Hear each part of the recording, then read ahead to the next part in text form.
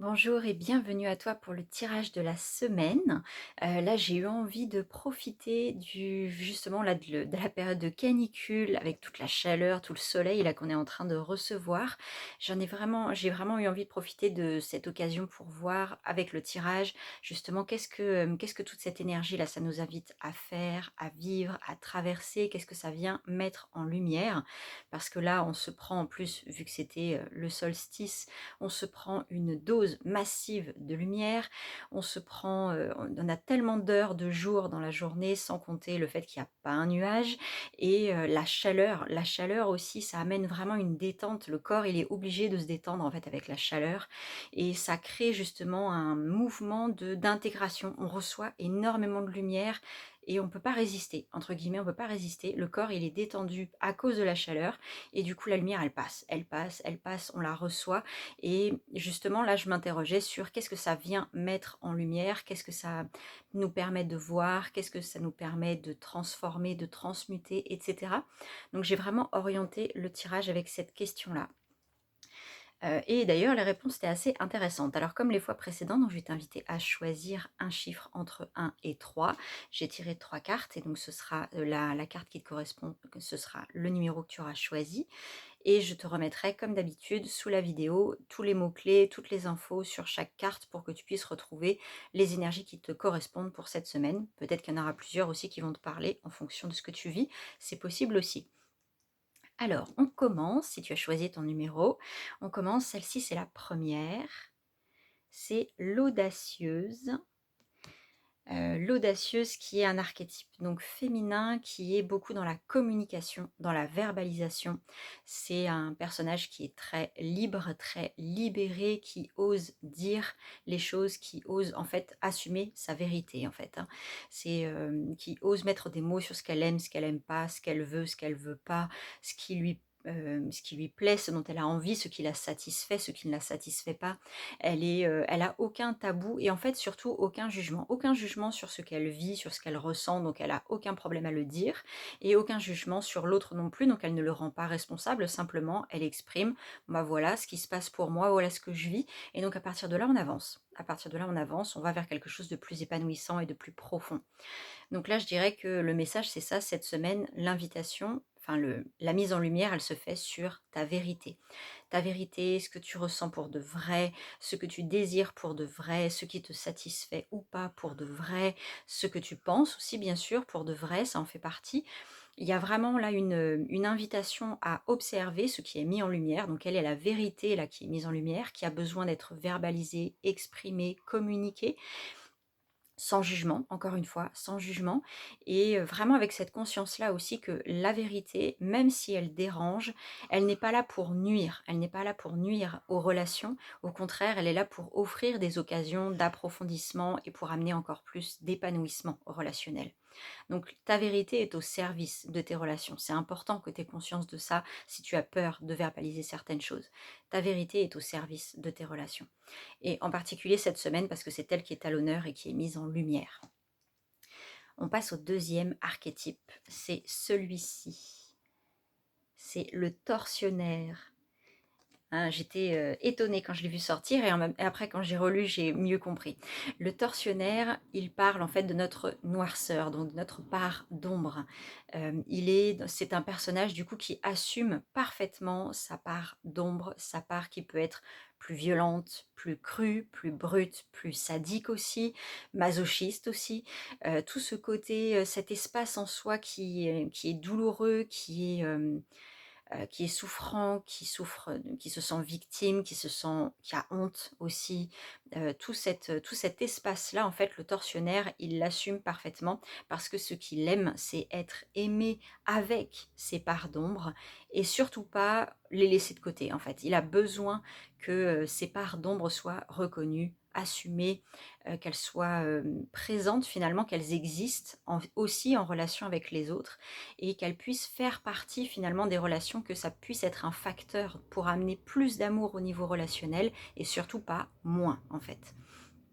Donc je dirais, là le message de cette semaine c'est ça, c'est ta part d'ombre qui est mise en lumière, cet espace en toi qui peut se sentir victime, souffrant, qui peut, du coup, qui peut se sentir petit, qui peut se sentir, coupable, honteux, un espace qui est, finalement qui n'ose pas se montrer en fait. C'est un espace que tu n'oses pas forcément montrer, un espace que tu n'oses peut-être même pas regarder non plus et que là tu peux être amené par la force des choses, tu peux être amené à le voir, être amené à voir aussi l'impact qu'il a sur tes relations. Donc le fait que souvent ces espaces de nous justement, ils se défendent beaucoup et donc ça crée des tensions au niveau relationnel, ça crée de la friction, ça crée des disputes, ça crée des malentendus ou au contraire, ça crée des éloignements aussi. Et finalement, le fait de reconnaître que ça part de là, ça part de cette part-là, de pouvoir le reconnaître, l'assumer et de pouvoir verbaliser ce qu'on vit aussi en relation avec l'autre, de pouvoir lui dire, bah, voilà, en fait, je réagis comme ça parce que ça vient chercher ça. Et c'est cette part-là là, qui est active et ça me submerge et j'arrive pas à faire autrement parce que c'est ça qui prend toute la place en fait. Le fait de pouvoir reconnaître ça, de pouvoir l'assumer en relation, c'est ça qui va offrir justement cette opportunité d'être aimé avec ses parts d'ombre et pas sans elle, pas en faisant comme si elle n'existait pas en faisant l'autruche, pas en niant finalement cette vérité-là qui fait vraiment partie de soi, qui a besoin d'être vue, reconnue, entendue, qui a besoin de s'exprimer et qui a besoin aussi d'être aimée. Donc l'invitation de cette semaine, c'est ça. Ose la regarder, cette part-là. Ose voir de quoi elle a besoin. Qu'est-ce que tu peux faire pour en prendre soin et en particulier aussi dans tes relations. Comment tu peux faire pour nommer ça en relation et t'offrir justement, t'offrir cette chance d'être aimé aussi dans ces espaces-là. Ouais, c'est vraiment l'invitation de cette semaine avec cet archétype. Et le troisième archétype, c'est celui-ci. C'est le perfectionniste. Alors le perfectionniste, c'est un archétype que je trouve intéressant parce que, il est vraiment dans cette idée que, on a déjà énormément d'acquis, énormément de savoir, de connaissances, énormément de savoir-faire, de savoir-être, énormément d'expertise parce qu'on a pu explorer plein de choses, expérimenter plein de choses, se former à plein de choses. Et du coup, le perfectionniste, il est dans cette conscience qu'il a plein d'outils à sa disposition et il apprend à faire des combinaisons, à marier certaines choses, à, à faire, finalement, à faire des liens, à faire, des connexions et à partir de là, d'une certaine façon, on peut dire qu'il détourne certaines connaissances qu'il peut avoir pour que ça puisse lui servir à autre chose et il est vraiment dans cette conscience-là, c'est: «J'ai énormément d'acquis, j'ai énormément de ressources et je sais comment les exploiter et je vais les exploiter à fond parce que j'aime être de plus en plus dans cet espace de perfection» et du coup de pouvoir, comment dire? De pouvoir bénéficier de toutes ces ressources-là, ça lui donne cette sensation d'aller vers toujours plus de perfection, d'être de plus en plus compétent. Bien sûr, il y a toujours le risque de décevoir les attentes et cetera, toujours le risque de ne pas être à la hauteur, enfin c'est surtout la peur. C'est pas un risque réel en fait, hein, c'est la peur. Parce que quand on est perfectionniste, on a tendance à, être très, très exigeant mais c'est ça aussi qui, c'est cette exigence qui permet de créer ces combinaisons, de détourner, comme je disais, certains savoir-faire pour servir à autre chose. Cette exigence, elle va exploiter le potentiel au maximum. Ça, c'est une qualité. Faut pas que ça devienne après un frein, en fait. Donc il y a toujours une question d'équilibre et de juste milieu à trouver. Et avec vraiment cette idée que tout ce que tu as, vraiment l'invitation cette semaine, c'est ça, c'est tout ton savoir-faire, ton savoir-être, toutes tes connaissances, ton expertise, tout ça s'est mis en lumière et vois comment tu peux t'en nourrir encore plus, à quoi ça peut te servir peut-être dans des domaines auxquels tu n'avais pas pensé, vois comment tu peux exploiter tout ton potentiel, vois comment déjà mets-le en lumière, reconnais-le, ton potentiel, reconnais toutes ces ressources qui sont là, ne va pas forcément chercher autre chose parce que tu as déjà tellement et vois à quoi ça peut te servir aujourd'hui dans ton quotidien. Comment tu peux en profiter encore plus finalement. Et je pense à ça d'ailleurs, c'est pour donner un exemple, c'est parce que j'y ai pensé quand j'ai pris mes notes, ce jeu de cartes là du coup que j'utilise pour faire les tirages. Ce jeu de cartes, il s'appelle l'oracle d'Eros et c'est un oracle qui est très orienté sexualité. Vraiment, c'est l'érotisme, la sexualité, ça ne parle finalement que de ça et moi ce que j'aime justement dans ce jeu-là, c'est que finalement on peut détourner le message qui est vraiment orienté sexualité, on peut le détourner pour parler de plein d'autres choses. Pour parler en particulier en fait de vraiment de cette vie qui nous anime, ce mouvement de vie qui s'exprime au travers de la sexualité, mais pas seulement. Et on peut en profiter, enfin du coup on peut retraduire toutes les cartes avec cette question-là, c'est comment ça parle de moi, de ma vitalité, de ma créativité, de ma joie, de mon plaisir au quotidien, comment ça parle de mon corps, ma relation à mon corps, ma relation à l'autre, et cetera. Il y a énormément de choses qu'on peut, explorer finalement via ce jeu de cartes et qui vont bien au-delà de la sexualité. Et pour le coup, ça, c'est un outil donc, que j'ai depuis plusieurs années, que j'aime beaucoup et que je détourne complètement. Je détourne complètement par rapport à son orientation de départ. Je m'en sers pour plein d'autres choses.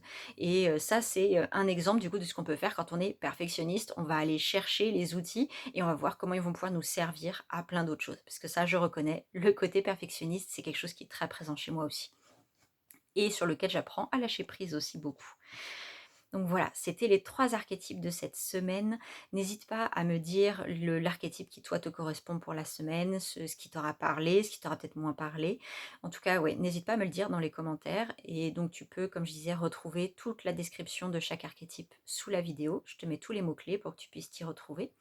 Et du coup, je propose donc si jamais tu n'es pas encore abonné à la chaîne, je propose donc un tirage tous les lundis pour justement voir comment on peut se connecter à cette vitalité, cette énergie là qui nous traverse en permanence et qui a parfois du mal à se faire comprendre quand elle veut nous dire d'aller quelque part, d'exprimer certaines choses, d'aller explorer certaines facettes de nous-mêmes ou de nos relations, etc.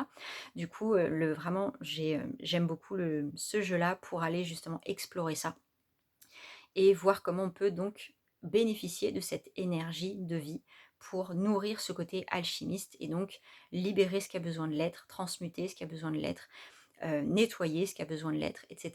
Il y a vraiment beaucoup de choses qu'on peut faire à ce niveau-là. Donc tu es la bienvenue sur la chaîne si jamais tu as envie de me rejoindre. Et du coup, donc on se retrouve après pour la prochaine vidéo. Je ne sais pas quand ce sera, mais dans tous les cas, c'est sûr, a priori, ce sera lundi prochain. Dans tous les cas, pour un nouveau tirage. Je te souhaite une très belle journée, prends bien soin de toi, surtout avec cette chaleur, et je te dis à très bientôt.